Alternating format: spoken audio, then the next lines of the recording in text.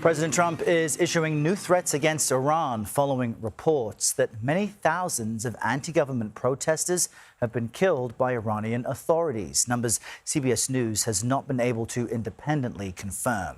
In an exclusive interview yesterday, CBS Evening News anchor Tony Dokoupil asked the president what he meant when he wrote this, "Help is on the way for Iran," on this social media post. Here's how the president responded.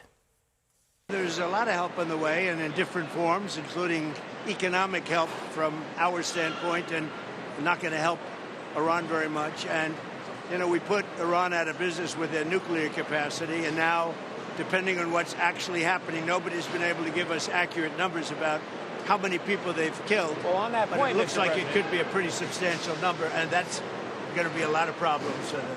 A lot of problems. On that point, you did say the U.S. would get involved if Iran started killing protesters. They have, by the many thousands, according to reports. Well, we'll see what that is. I've heard two numbers, but we'll see what that is. Well, now we're hearing that they're going to start hanging protesters tomorrow. So it comes back to the question, have they crossed your red line, or has the line moved? I haven't heard about the hanging. If they hang them, you're going to see some things that I don't know what where you come from and what your thought process is, but you'll perhaps be very happy. What do you mean by that?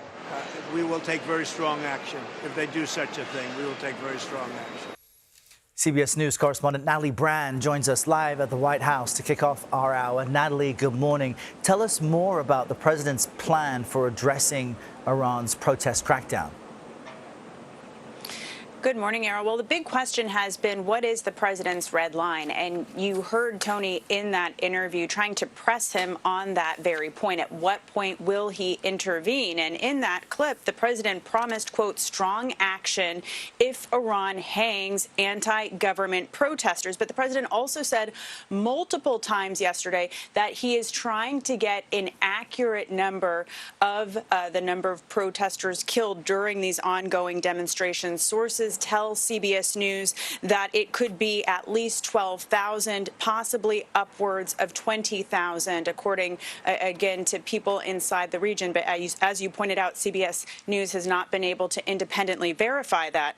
And as this death toll has exploded, according to human rights groups, the administration continues to weigh its next steps. We know that there was a meeting yesterday by the president's national security team to continue to discuss Iran's strategy. And as CBS News has reported, options not just include military, but potential cyber options as well. Tony Dokoupil, the CBS Evening News anchor, also asked the president about his end game with regards to Iran. Take a listen to that exchange. This strong action you're talking about, what's the end game? The end game is to win. I like winning. How do you define that in Iran? Well, let's define it in Venezuela. Let's define it with al-Baghdadi. He was wiped out. Let's define it with Soleimani. And let's define it in Iran, where he wiped out their Iran nuclear threat in a period of about 15 minutes once the B-2s got there. We don't want to see what's happening in Iran happen. And, you know, if they want to have protests, that's one thing. When they start killing thousands of people, and now you're telling me about hanging, we'll see how that works out for them. It's not going to work out good. Now, earlier this week, the White House was saying that diplomacy remains the first option, but President Trump yesterday announced that he has canceled all meetings with Iranian officials until the killing of protesters stops. He also told reporters yesterday that he thinks it's a good idea for Americans to evacuate from Iran. Errol.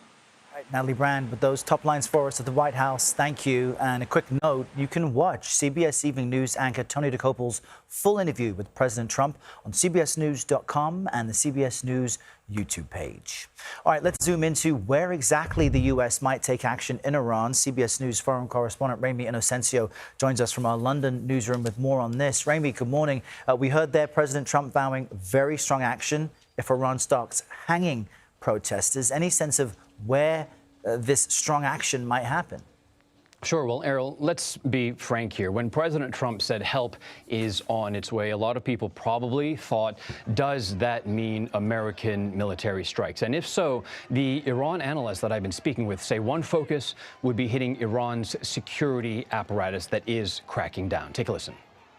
namely the Revolutionary Guards, otherwise known by its acronym IRGC, and its minor units called the Basij that are linked to it, that are essentially the brains and the muscle behind the crackdown.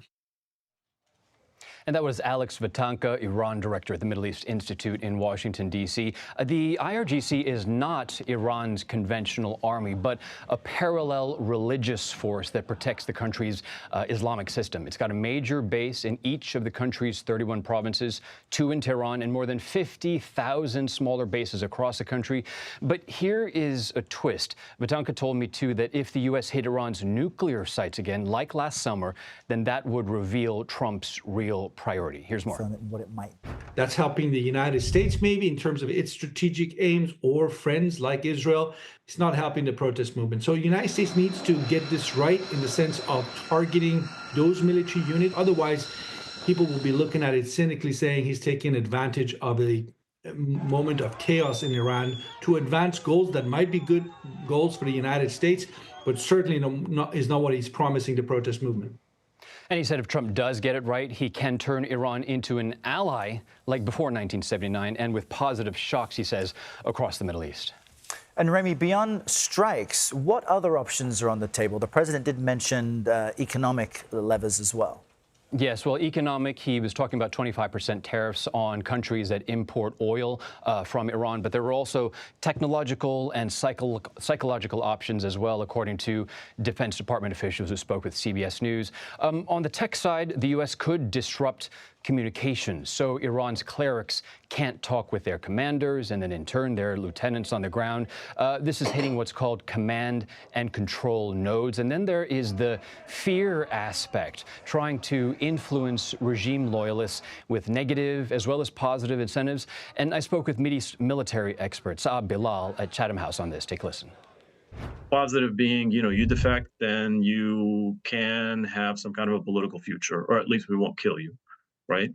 Negative is precisely that, like all sorts of punishment, ranging from elimination to irrelevance, to going after their properties, going after everything that is dear, they hold dear to them.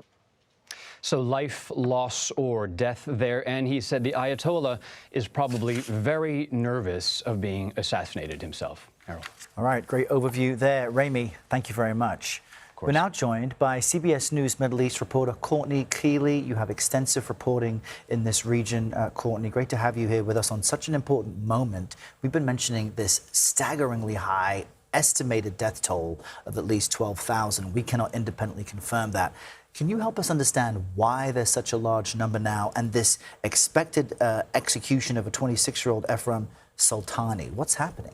I can tell you right now, we do not have verification that he has been executed, but they said he would be executed today. So it's a little later in the afternoon. But the judiciary, they've already said there will be executions. They've already gone to the Tehran prisons. And the history of Iran is executions back in the beginning of the regime in the 80s. The number got up to 5,000 in terms of execution. And they do use capital punishment. So that's really a way to continue to scare the population, which is also the internet blackout. So you can get information from a human rights group in Tehran that goes to the morgues and counts the bodies, literally counts bodies. But they can't speak to a more remote province by the telephone to hear who was killed in this city, this town, this city, this town. So a population of 90 million and a groundswell of protests, and the regime opening live fire and shooting them in the head and the heart, like the kill zone. People were on the streets, just bystanders killed, some children killed. So it's the most gruesome thing in human rights work and journalism is counting the bodies, and they're making sure that people don't know. A personal friend of mine, her brother was executed in the 80s. And a couple of days ago, she said, I think he's smiling from heaven when the protests were starting and they were getting bigger. But then she can't talk to her family.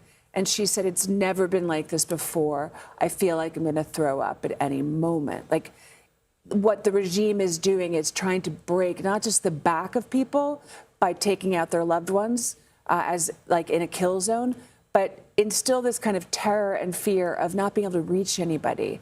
This has worked before, though, with mass demonstrations, mass protests that the regime has been able to extinguish. Is there anything based on your reporting that makes this seem different? Well, yes, because the regime is on the back foot. It's weak. And while people say that there has to be defections for this to happen at the top level of the Iranian Revolutionary Guard isn't what it was. A lot of them were taken out in the 12-day war.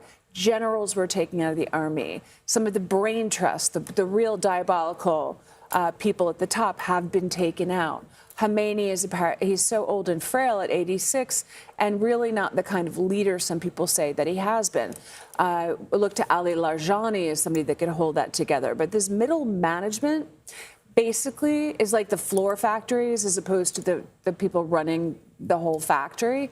And they're there. Do they have the guts and the wherewithal to continue killing their own people? Do they have the methods? And what they don't have any fire coming into Israel from Hezbollah or Hamas or Assad smuggling weapons into all the proxies. All of that's gone. It's completely different. And we have to see what kind of fracturing of the regime might happen. Fascinating details and context there on protests that have hit every single province and have hurt so many people. I know you'll stay close to CBS News 24/7 and share your reporting throughout the day. Courtney, Kealy, always great to chat with you. Thank you.